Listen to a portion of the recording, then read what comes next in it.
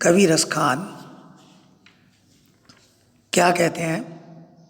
श्री कृष्ण से संबंध रखने वाली हर वस्तु तथा हर स्थान पर मोहित हैं। कवि रसखान उस प्रत्येक वस्तु पर मोहित हैं, उस प्रत्येक स्थान पर मोहित हैं जो प्रभु श्री कृष्ण से संबंध रखने वाली है। कवि कहते हैं कि कृष्ण भगवान जिस लाठी या लकुटी या यानी जो जिस लकुटी अर्थात लाठी, अरु अर्थात और कामरिया पर, कामरिया यानी कंबल कंबली, राज तिहु पुर यानी लोक, को तजी तजी यानी त्यागना, डारो त्याग कर देना, त्याग कर दूंगा, या लकुटी अरु कामरिया पर राज तिहु पुर को तजी डारो। कवि रसखान कहते हैं कि कृष्ण भगवान जिस लाठी तथा कंबल को लेकर गायें चराने जाते थे, उसे पाने के लिए मैं कवि रसखान तीनों लोकों का राज्य छोड़ सकता हूँ। राज यानी राज्य, शासन, तिहु तीनों, पुर लोक, को तजी डारो मैं तीनों लोकों का राज्य त्याग सकता हूँ।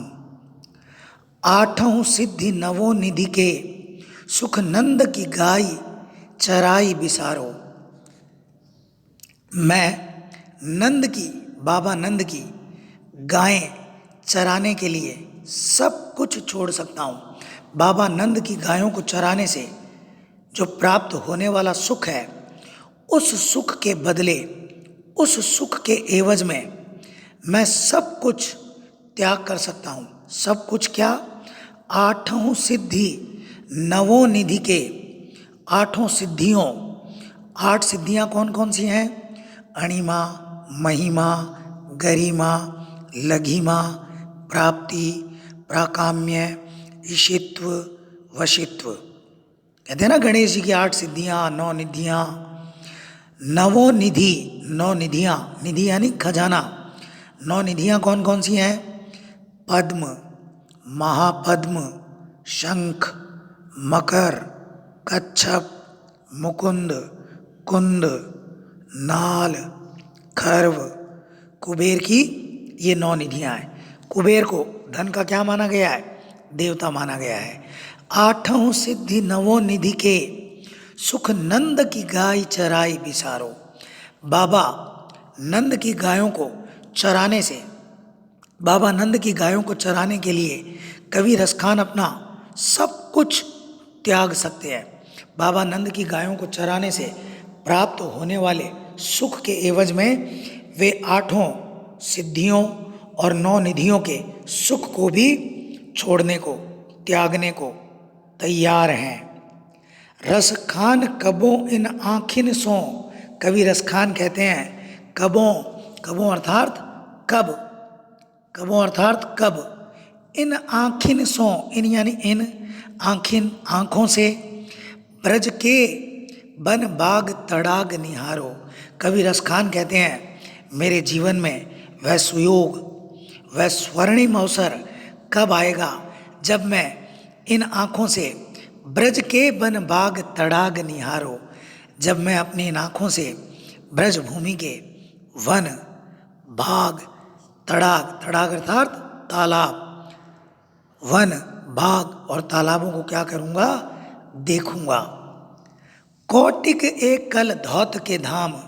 कौटिक यानी करोड़ों, कौटिक अर्थात करोड़ों, कल धौत के धाम, कल धौत सोना, धाम अर्थात घर, करील के कुंजन ऊपर वारो। कवि रसखान कहते हैं कि करील के कुंजन, कुंज, कुंज किसको कहते हैं? पत्रों, वृक्षों, लताओं, गुल्मों, फूलों से जो आच्छादित स्थान होता है, करील का जो वृक्ष है, कुंज, करील के कुंजन ऊपर वारो। कुंज कहते हैं गुल्म, झुरमुट, लताओं का जो घर होता है, पत्रों, पुष्पों, फूलों, से जो आच्छादित, बेलों से जो आच्छादित, आच्छादित अर्थात ढका हुआ जो स्थान होता है। कौटिक एक कल धौत के धाम, करील के कुंजन ऊपर वारो। मैं करील के जो पेड़ हैं और कुंज लताओं के जो घर हैं, ब्रज भूमि में जो करील के पेड़ हैं और लताओं, पत्रों, पुष्पों, वृक्षों व गुल्मों से आच्छादित जो स्थान है, उनको देखने के एवज में मैं करोड़ों सोने से निर्मित घरों के सुख वैभव को भी त्यागने को तैयार हूँ। कवि क्या कहते हैं? मैं ब्रज के वन, बाग तथा सरोवरों के आगे करोड़ों सोने से निर्मित भवनों को भी त्याग सकता हूँ, अर्थात करोड़ों सोने से निर्मित घरों का वैभव भी इस वैभव के सामने, ये जो करील के वृक्ष हैं और लताओं के जो घर हैं, इस वैभव के सामने मेरे लिए तुच्छ है। भाषा हम पूर्व में चर्चा कर चुके हैं, ब्रज भाषा है। कवि लाठी और कंबल के बदले क्या त्यागने को तैयार है और क्यों?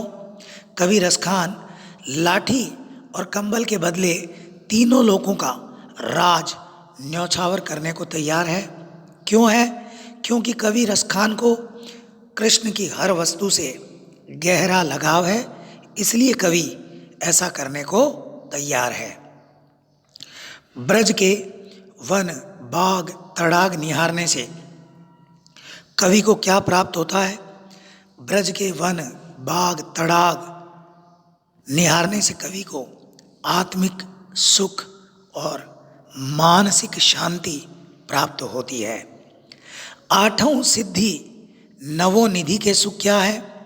आठों सिद्धियां और 9 निधियों के जो सुख हैं, सांसारिक सुख ही 8 सिद्धियां और 9 निधियों के सुख माने गए हैं।